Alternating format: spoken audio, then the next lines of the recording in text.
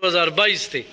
په 2024 کې به دې ماشوم نمبر راځي. یو نیم کال پس راته وایي چې کوم دی د ګوته چې کوم دی لنډه شوې ده اوس یې نه کېږي دغه خبره راته کوي. خپله پېژنګلو کا څه وایې په دې موقع موږ دا مسله وایو چې موږ غریبانان زما په کور کې نور هم دی یو زوی معذور دی یو میلمسی معذور دی دی یو چې کوم دی په دې روژه کې چې کوم دی دا ګوتې سوي وي دا مخامخ دا ګوته چې کوم دی دا ګوته معمولي سوې وه نو هغه چې کوم دی موږ کور کې علاج میلاج وکړه څه دوی مو هغه جوړه شوه چې جوړه شوه نو هغې نه بعد چې کوم دی موږ دا چل وکړو چې بیا هم 400 ته بوتل 400 والا چې کوم دی وکړه ویل یاره دا زموږ کار نه دی تاسو دا چې کوم دی الارج ته بوځئ نو الارج ته چې موږ بوته 300 روپۍ مو لګولې ټوله وزن تېره کړه چې نمبر هم راغی نو هغوی راته نمبر راکړه چې تاسو به څه کم 2 کاله پس تاسو دې نمبر راځي. بیا موږ وروتو خفه شو چې دا خو هلک دی دا ګوته به یې لنډه شي ماشوم دی د ګل په شان ماشوم دی د دې سره موږ څه چلو کړو بیا راته اردلي وویل چې که تاسو 15,000 روپۍ ورکولی شئ نو ماښام له به یې وکړو. نو موږ صرف دا تپوس او یا دا چې کوم دا کم پاکستان دی دا کم چې کوم دی زموږ سره انصاف دی دا کم موږ سره چې کوم دی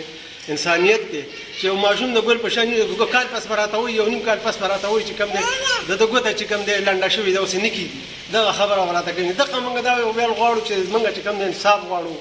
دا د انسانیت غواړو دا چې کوم دی دا خو نه ده چې موږ چې کوم د پلار په پېښور کې لګی دی په 1500 روپۍ 14 ګپټي کوي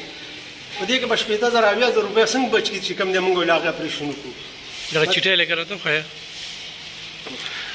تیمور جګړه زه تا ته وایم چې تا هسپتال پرایوټ که نو چې 15,000 روپۍ ورکوي دا ستا جیب لځي دا آرامخوره دا آرام ستا جیب لځي په دې باندې ته ځان ساتي او هلته کې ته نه چې کوم دی خپل لیډر له مړې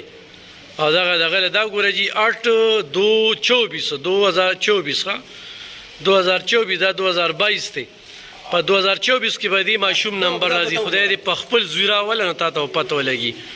چې ستا په زوی باندې کله راغلی که نه نو تا ته پته ولګي. دا د پښتونخوا هغه نمونه ده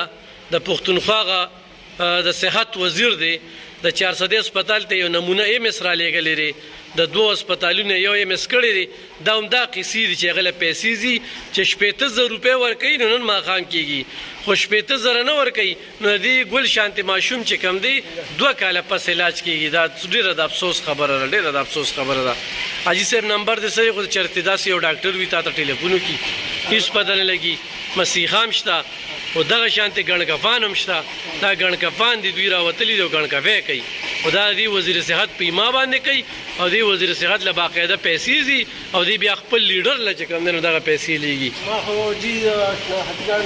خپل موبایل نمبر دی موبایل نمبر 0306 59 489 صحیح. کتونکو دا ماشوم ته وګوره د دې ماشوم علاج دا نیکه کول غواړي خو د دې ماشوم علاج چې کوم دی هسپتال کې په پرایوټ کې نه په سرکاري کې کول غواړي دی په دې نیت تلو چې علاج خو سرکاري هسپتال دی نه هغه خو ټیکهداري نظام دی خو د ده نه 1 لک غواړي خو 15,000 غواړي خو خرڅه غواړي نو هغه ترې نه غوښتي شي ځکه چې هغه پرایوټ کړی راتلونکي وخت کې 400 هسپتالونه هم پرایوټ کېږي نو د پرایوټ هسپتال کې بیا تپوس نشي کولی ځکه چې دغه وزیر صحت دغه نمونه چې ده به د جهانګیر ترین منشیتوب کو او دله دا 2 وزارت یې ورکړي 2 وزارته او اوس دې وخت کې چې کوم دی د صحت د هسپتالونو هغه نظام چې کوم دی هغه درخم برخم کو تس نسې کو دا د ګلشان ماشوم چې کوم دی د علاج به کېږي خو په 15,000 روپۍ کې نه د علاج بالکل پرې به کېده.